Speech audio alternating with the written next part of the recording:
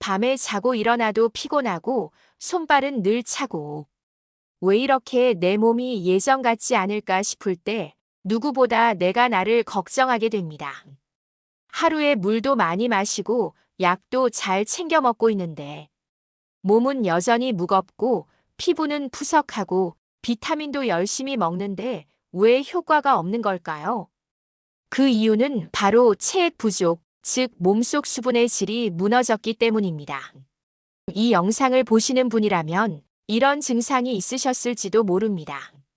손발이 자주 차고, 자고 일어나도 피로가 풀리지 않고, 머리카락이 자주 빠지고, 피부가 당기고 각질이 일어나며, 영양제를 먹으면 오히려 속이 더부룩한 느낌이 드는. 그렇다면 지금 이 영상에서 그 답을 찾으실 수 있을 겁니다. 좋아요와 구독 꼭 눌러주시면 건강 정보를 무료로 받아보실 수 있습니다. 몸이 보내는 신호를 놓치지 않도록 함께 시작해 보시죠. 소금물 한 잔과 햇빛 30분, 건강을 되찾은 방법, 지금 시작합니다. 피곤한 게 당연한 걸까? 우리 몸의 신호들. 저는 약사로 일하면서 정말 많은 분들을 만났습니다. 그런데 어느 순간부터 깨달았어요. 처방전을 들고 오시는 분들이 하시는 말씀이 거의 비슷하다는 걸 말이죠. 소화가 안 돼요. 손발이 차가워요. 밤에 잠을 못 자겠어요. 발 뒤꿈치가 갈라져서 아파요. 처음엔 각각 다른 증상이라고 생각했습니다. 소화불량은 위장 문제고, 수족냉증은 혈액순환 문제고, 불면증은 신경 문제라고 생각했죠. 하지만 계속 관찰하다 보니 이상한 점을 발견했어요. 이런 증상들이 한 분에게 동시에 나타나는 경우가 너무 많았습니다. 특히 50대 이후 분들에게 말이에요.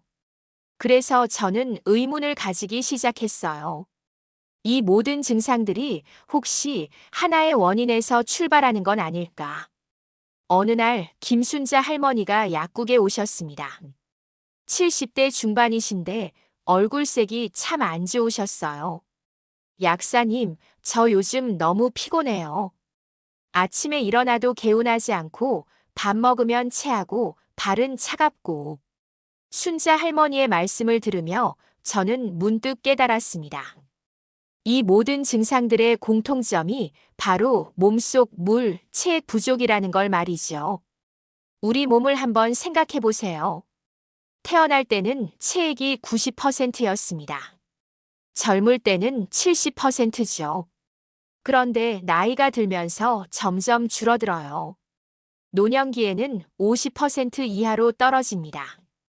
이게 무슨 의미일까요? 몸속 물이 줄어든다는 건 단순히 갈증을 느끼는 게 아니에요. 세포 하나하나가 말라가고 있다는 뜻입니다. 소화가 안 되는 이유도 여기에 있어요. 위액, 췌장액, 담즙. 이 모든 소화액의 기본이 물입니다. 체액이 부족하면 소화액도 부족해져요. 그러니까 밥을 먹어도 제대로 소화가 안 되는 거죠. 손발이 차가운 것도 마찬가지입니다. 혈액의 83%가 물이에요. 체액이 부족하면 혈액량도 줄어들어요.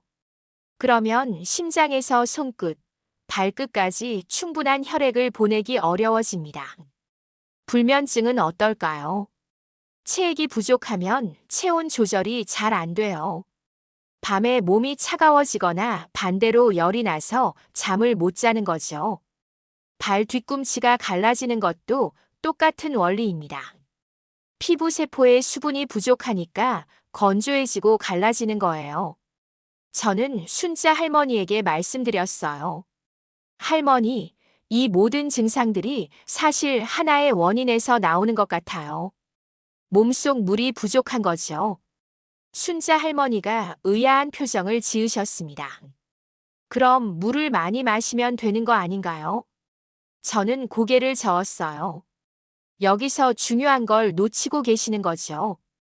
단순히 물만 마시는 건 해결책이 아니라는 걸 말입니다. 물만 마셔도 소용없다고요? 세포 안까지 들어가야 합니다. 순자 할머니의 질문에 저는 이렇게 답했습니다. 할머니, 물을 많이 마시면 어떻게 되세요? 화장실을 자주 가게 되죠. 맞아요. 그럼 몸속에 물이 머물러 있나요? 순자 할머니가 고개를 갸우뚱하셨어요. 저는 계속 설명했습니다. 우리 몸에서 필요한 건 단순한 물이 아니라 체액이에요. 체액이 뭔지 아세요? 물에 적당한 염분과 단백질이 함께 있는 생리적 수분입니다. 병원에서 링거를 맞아보신 적 있으시죠? 그 링거가 바로 생리식염수예요.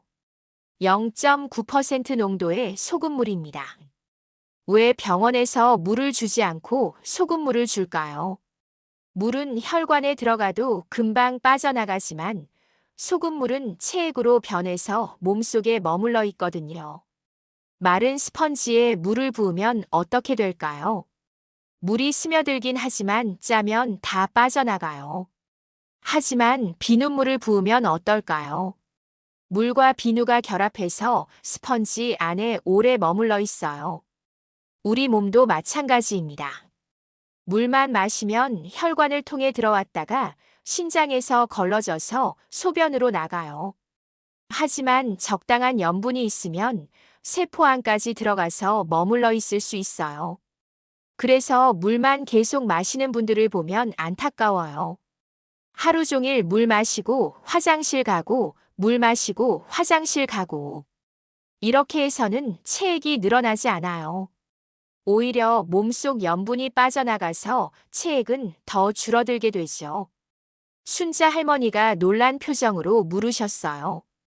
그럼 짠 걸 많이 먹어야 하나요? 아니에요. 짜게 먹는 것과 건강하게 소금을 먹는 건 달라요. 저는 할머니에게 실제 예를 들어 설명했습니다. 라면을 먹으면 목이 마르죠. 그건 급격하게 많은 양의 소금을 섭취했기 때문이에요. 몸에서 균형을 맞추려고 물을 요구하는 거예요. 하지만 미역국은 어떨까요? 소금이 들어가지만 목이 마르지 않아요. 오히려 속이 편해지죠. 왜 그럴까요? 미역국의 소금은 자연스럽게 물과 함께 들어가고 미역의 미네랄과 함께 체액을 만들어주기 때문이에요. 콩나물국, 조개국도 마찬가지예요. 이런 국물들은 우리 몸의 체액과 비슷한 성분을 가지고 있어요. 그래서 마시면 세포 깊숙이 스며들어가서 진짜 갈증을 해소해 주는 거죠. 순자 할머니가 무릎을 탁 치셨어요. 그러고 보니 옛날 어른들이 국물을 많이 드셨네요. 맞아요. 경험적으로 알고 계셨던 거죠. 하지만 요즘은 어떤가요? 저염식이 건강에 좋다고 해서 국물도 싱겁게 먹고 물만 많이 마시라고 해요. 그런데 이렇게 하면 오히려 체액이 부족해져서 몸이 더 피곤해질 수 있어요. 체액의 열쇠는 소금이에요. 적당한 소금이 생명을 지킵니다.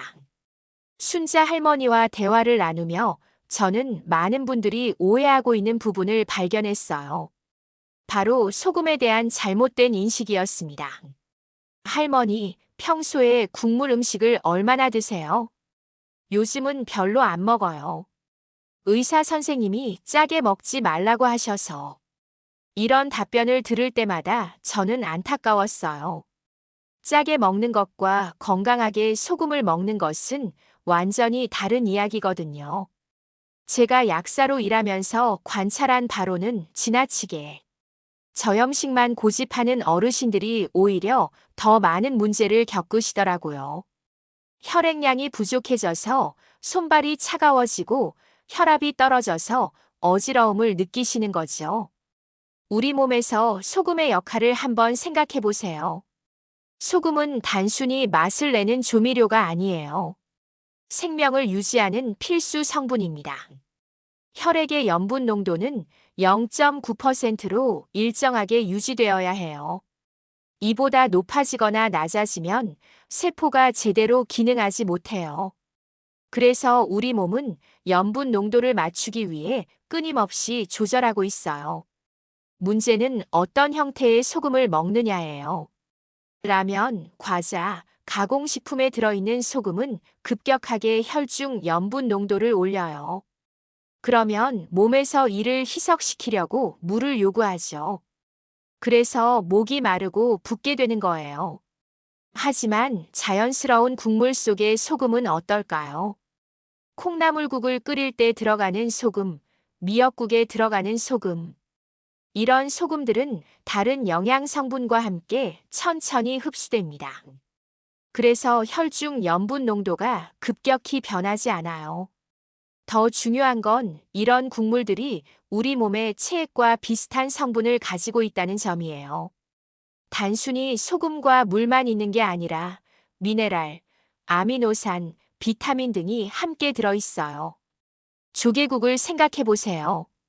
바다에서 자란 조개는 해수의 미네랄을 그대로 가지고 있어요. 이 조개로 끓인 국물은 우리 몸의 체액과 거의 같은 성분이에요. 그래서 마시면 세포 깊숙이 스며들어서 진짜 갈증을 해소해 주는 거죠. 김치찌개는 어떨까요? 발효된 김치에 유산균과 함께 적당한 염분이 들어있어요. 이런 염분은 장에서 천천히 흡수되면서 체액을 만들어줘요. 순자 할머니가 물으셨어요. 그럼 아침에 뭘 마시면 좋을까요? 저는 이렇게 답했습니다. 따뜻한 소금물 한 잔이 가장 좋아요. 미지근한 물 한 컵에 천일염을 조금 넣어서 마시는 거예요.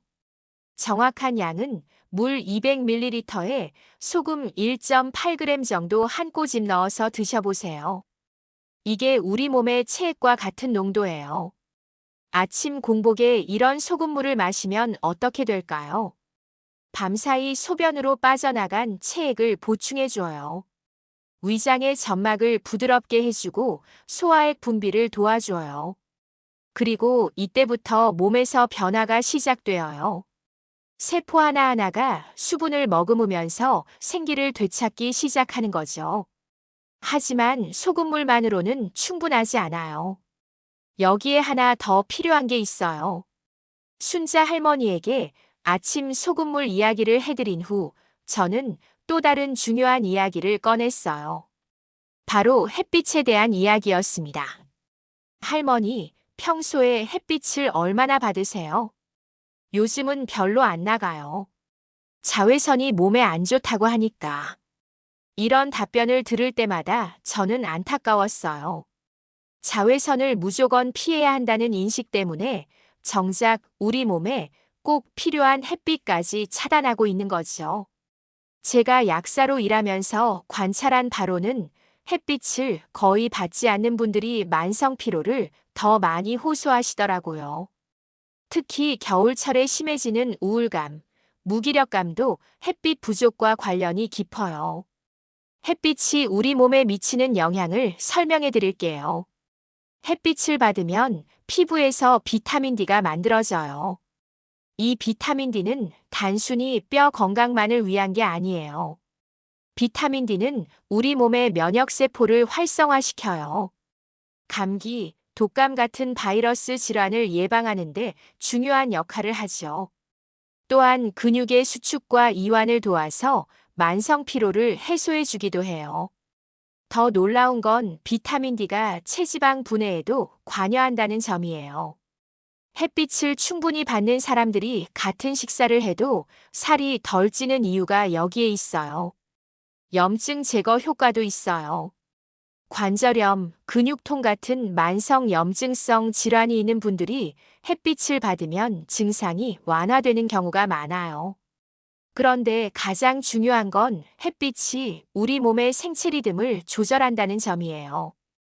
아침에 햇빛을 받으면 멜라토닌 분비가 억제되면서 몸이 깨어나요.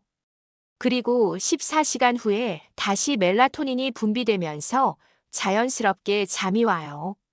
순자 할머니가 놀라셨어요. 그럼 햇빛을 많이 받으면 잠도 잘 올까요? 맞아요. 아침에 햇빛을 받으면 밤에 잠이 더 잘 와요. 저는 할머니에게 구체적인 방법을 알려드렸어요. 아침 8시에서 10시 사이가 가장 좋아요. 이때 햇빛은 자외선은 약하지만 비타민 D 합성에 필요한 자외선비는 충분히 들어있거든요. 시간은 30분 정도가 적당해요.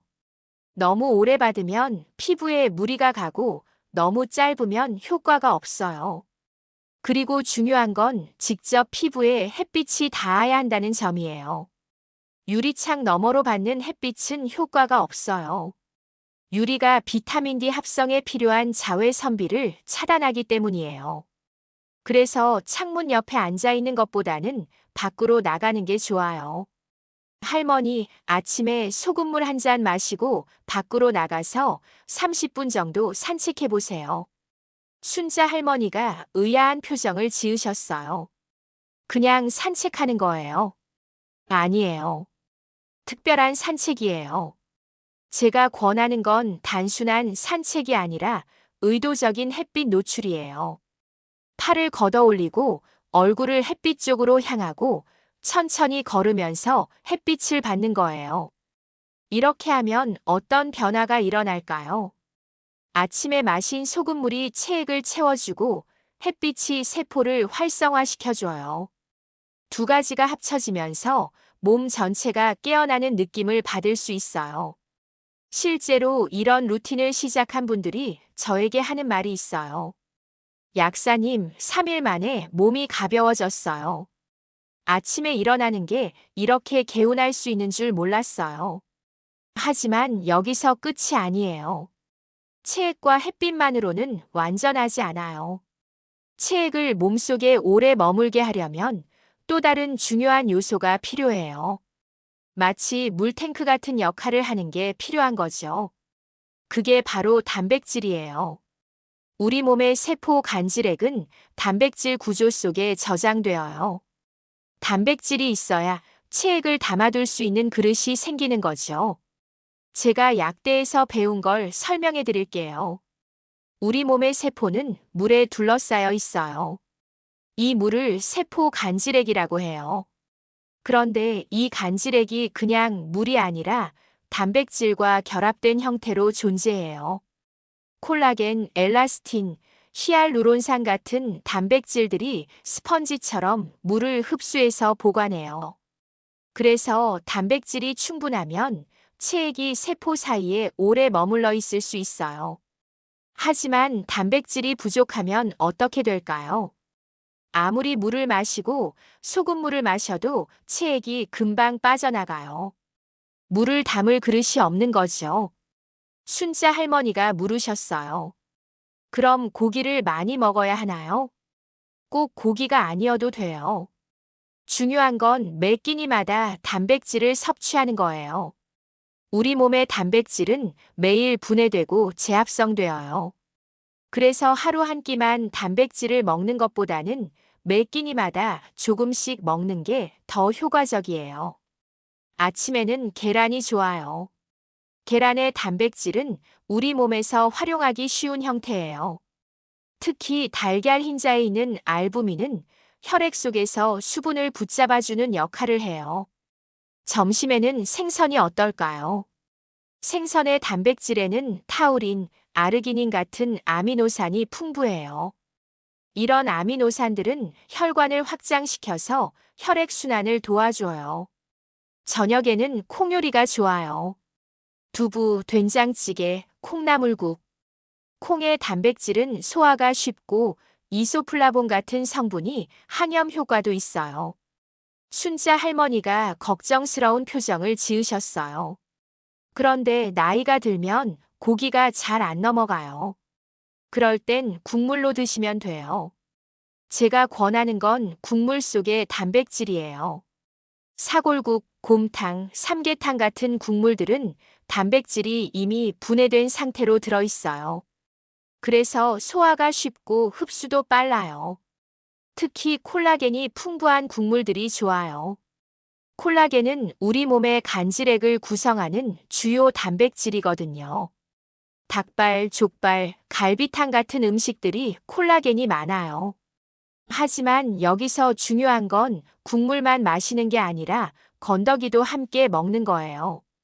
국물은 분해된 단백질을 공급하고 건더기는 씹는 과정에서 소화효소 분비를 도와줘요. 저는 할머니에게 구체적인 예를 들어 설명했어요. 할머니, 밥만 드시고 김치만 드시면 안 돼요. 그건 물 없는 논바닥에 씨 뿌리는 거예요. 아무리 좋은 탄수화물을 먹어도 단백질이 없으면 세포가 제대로 재생되지 않아요. 그러면 체액을 저장할 공간도 줄어들고 면역력도 떨어져요. 순자 할머니가 무릎을 탁 치셨어요. 그래서 옛날에는 국밥을 많이 먹었나 보네요. 맞아요. 국밥은 완벽한 조합이에요. 국물로 체액을 보충하고 고기로 단백질을 공급하고 밥으로 에너지를 채우는 거죠. 하지만 아직도 중요한 게 하나 더 있어요. 체액이 몸속에서 잘 순환해야 한다는 점이에요. 체액을 만들고 저장을 했다면 이젠 그 체액이 몸 전체로 잘 순환해야 진짜 효과를 볼 수 있어요. 많은 분들이 혈액순환에 대해서는 알고 있지만 림프순환에 대해서는 잘 모르세요. 림프는 우리 몸의 하수도 역할을 해요. 세포에서 나온 노폐물을 수거하고 면역세포를 운반하는 역할을 하죠. 그런데 혈액순환과 림프순환은 작동 방식이 완전히 달라요. 혈액은 심장이 펌프 역할을 해서 순환시키지만 림프는 심장이 없어요. 그럼 뭘로 움직일까요? 근육이에요. 근육이 수축하고 이완하면서 림프를 밀어내는 거죠. 그래서 움직이지 않으면 림프가 정체되고 몸이 붓고 피곤해지는 거예요. 순자 할머니가 걱정스러운 표정을 지으셨어요. 그럼 운동을 해야 하나요? 나이가 들어서 힘든데. 아니에요. 격한 운동은 필요 없어요. 제가 권하는 건 아주 간단한 움직임이에요. 아침에 일어나서 기지개를 켜는 것, 설거지하면서 발목을 돌리는 것, TV 보면서 어깨를 으쓱하는 것. 이런 작은 움직임들이 림프 순환에 큰 도움이 돼요. 특히 효과적인 게 심호흡이에요. 깊게 숨을 들이마시고 내쉬는 것만으로도 림프가 움직여요. 횡격막이 위아래로 움직이면서 복부의 림프절을 자극하거든요. 저는 할머니에게 간단한 방법을 알려드렸어요. 할머니, 하루에 3번만 해보세요. 아침, 점심, 저녁에 10번씩 깊게 숨쉬기. 코로 4초 동안 천천히 들이마시고 2초 동안 멈추고 입으로 6초 동안 천천히 내쉬는 거예요. 이렇게 하면 부교 감신경이 활성화되면서 몸이 이완되고 림프 순환도 좋아져요. 가사일도 훌륭한 림프 운동이에요. 청소기 돌리기, 걸레질하기, 빨래 널기.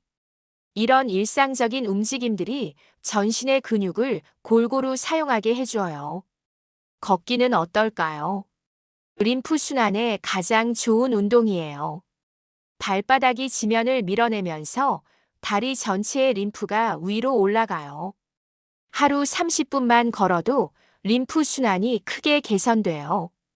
하지만 여기서 중요한 건 마음의 상태예요.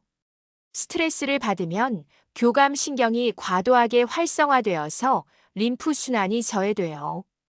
할머니, 스트레스 많이 받으세요? 순자 할머니가 한숨을 쉬셨어요. 요즘 세상 돌아가는 게 걱정이 많아요. 그럴 때일수록 마음을 비우는 시간이 필요해요. 명상이라고 하면 어렵게 생각하시는 분들이 많은데 사실 아주 간단해요. 조용한 곳에 앉아서 호흡에만 집중하는 거예요. 들어오는 숨, 나가는 숨을 느끼면서 마음을 비우는 거죠. 이렇게 하면 부교 감신경이 활성화되면서 몸 전체가 이완돼요. 혈관이 확장되고 림프 순환이 좋아지고 체액이 세포 곳곳까지 잘 전달돼요. 저는 할머니에게 구체적인 방법을 알려드렸어요. 하루 10분만 조용히 앉아 계세요. 눈을 감고 숨소리에만 귀 기울이는 거예요. 처음에는 잡념이 많이 들 거예요. 그럴 때마다 다시 호흡으로 돌아오면 돼요. 이렇게 반복하다 보면 마음이 평온해지고 몸도 편안해져요. 순자 할머니가 고개를 끄덕이셨어요. 그럼 지금까지 말씀해 주신 걸 다 해야 하는 건가요? 네, 하지만 가장 조심해야 할 게 있어요. 아무리 좋은 습관을 만들어도 이걸 방해하는 요소들이 있어요. 바로 우리가 매일 마시는 것들이에요. 순자 할머니가 지금까지 제 이야기를 열심히 들으시더니 이렇게 물으셨어요. 약사님, 그럼 평소에 마시면 안 되는 게 있나요? 저는 이 질문을 기다리고 있었어요. 아무리 체액을 잘 만들어도 이걸 빼앗아가는 음료들이 있거든요. 할머니, 커피 좋아하세요? 하루에 두세 잔은 마셔요. 습관이 되어서. 제가 우려했던 대로였어요. 커피가 나쁘다는 게 아니라 마시는 방식이 문제인 거죠. 커피에 들어있는 카페인은 강력한 이뇨제예요. 커피 한 잔을 마시면 그보다 더 많은 양의 수분이 소변으로 빠져나가요. 그러니까 커피를 마실수록 체액이 부족해지는 거죠. 더 문제가 되는 건 카페인의 중독성이에요. 매일 마시다 보면 점점 더 많은 양을 찾게 되고 마시지 않으면 두통, 피로감이 생겨요. 이건 체액 부족 증상과 똑같아요. 순자 할머니가 놀라셨어요. 그럼 커피를 끊어야 하나요? 아니에요. 끊을 필요는 없어요. 대신 방법을 바꾸는 거죠. 커피를 마실 때는 반드시 물을 함께 마시는 거예요. 커피 한 잔에 물 두 잔 정도의 비율로 말이에요. 그리고 하루에 한 잔 정도로 제한하는 게 좋아요. 탄산음료는 어떨까요? 탄산음료에는 카페인뿐만 아니라 인산도 들어있어요. 인산은 칼슘과 마그네슘 흡수를 방해해요. 이 미네랄들은 체액을 유지하는데 꼭 필요한 성분들이에요. 설탕도 문제예요. 급격하게 혈당을 올리면 몸에서 이를 희석시키려고 체액을 사용해요. 그래서 단 음료를 마시면 일시적으로 갈증이 해소되는 것 같지만 실제로는 더 갈증이 나는 거예요. 할머니, 술은 어떠세요? 순자 할머니가 웃으셨어요. 가끔 막걸리 한 잔 정도. 알코올도 강력한 이뇨제예요. 술을 마시면 항이뇨 호르몬 분비가 억제되어서 소변량이 늘어나요. 그래서 술 마신 다음 날 목이 마르고 머리가 아픈 거죠. 하지만 여기서 중요한 건 완전히 끊으라는 게 아니라는 점이에요. 기호식품은 삶의 즐거움이거든요. 문제는 습관적으로, 의존적으로 마시는 거예요. 저는 할머니에게 이렇게 제안했어요. 일주일에 한두 번 정도 정말 즐기는 마음으로 마시세요. 그리고 마실 때는 충분한 물과 함께. 가장 좋은 건 이런 음료들을 마시기 전에 미리 물을 마시는 거예요. 체액을 충분히 채워놓고 나서 기호식품을 즐기는 거죠. 그리고 마신 후에는 반드시 보충해 주는 거예요. 커피 마신 후에는 따뜻한 물, 술 마신 후에는 이온 음료나 국물이 좋아요. 할머니 생각해 보세요. 한쪽에서는 체액을 채우려고 노력하는데 다른 쪽에서는 빼내고 있으면 어떻게 될까요? 순자 할머니가 고개를 끄덕이셨어요. 그럼 아무리 해도 소용없겠네요. 맞아요. 그래서 이런 음료들을 조절하는 게 정말 중요해요. 순자 할머니가 물으셨어요. 그럼 뭘 마시는 게 가장 좋을까요? 미지근한 물이 가장 좋고 따뜻한 차도 좋아요. 특히 보리차, 결명자차 같은 것들. 이런 차들은 카페인이 없으면서도 몸을 따뜻하게 해줘요. 미네랄도 풍부해서 체액 생성에 도움이 되고요. 하지만 가장 중요한 건 의식의 변화예요. 갈증이 나면 습관적으로 커피나 음료수를 찾는 게 아니라 정말 내 몸이 필요로 하는 게 뭔지 생각해 보는 거예요. 순자 할머니가 지금까지 제 이야기를 모두 들으시고 나서 이렇게 말씀하셨어요. 약사님, 이 모든 걸 다 해야 하나요? 뭔가 복잡해 보여요. 저는 할머니의 마음을 이해했어요. 처음에는 모든 게 새롭고 어려워 보이죠. 하지만 사실은 아주 간단한 거예요. 할머니, 약은 뭘까요? 병을 고치는 거 아닌가요? 맞아요. 하지만 약은 병을 치료하는 도구일 뿐이에요.